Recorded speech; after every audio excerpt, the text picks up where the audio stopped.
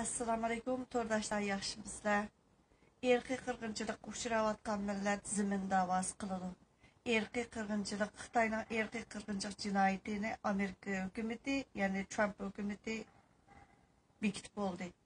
Biz şu kuyruqqa çın esilishimiz kerakdi. Düşmanning cinayeti bekitilgan holatda biz nima qilishimiz kerak? Besilingan ziminning egisi men deb chiqishimiz kerak. Ziminga egiz chiqishimiz kerak. Bütün bir millatning zimin davosini qilishimiz kerak. Taraflardan mesela İranlık, Bosniyalik, her tarafdagi do'stlar bizga ovozlarni ivatadi. Rahmat. Biz tarjimasini ostiga yozib qo'yishga tirishimiz.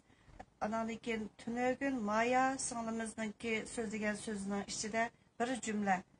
1 yil, 2 yil, 3 yildan keyin mustaqillik talab qilmaysiz, hozirning o'zida mustaqil bo'lishinglar kerak degan so'z shunday yoqqanti menga.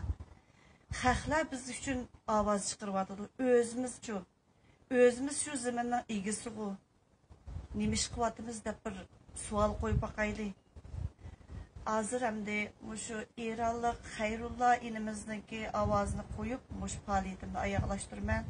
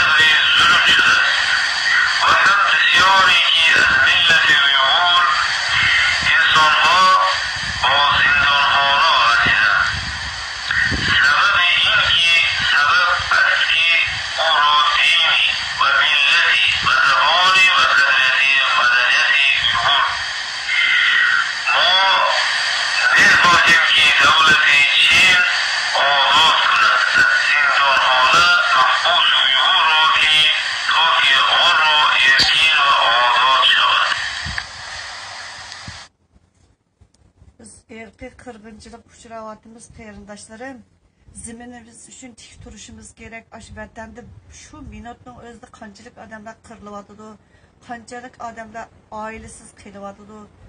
O'ylab yiqinglar, 4-5 odamning davosi emas bu. G'ururimiz bizni so'zlatish kerakli.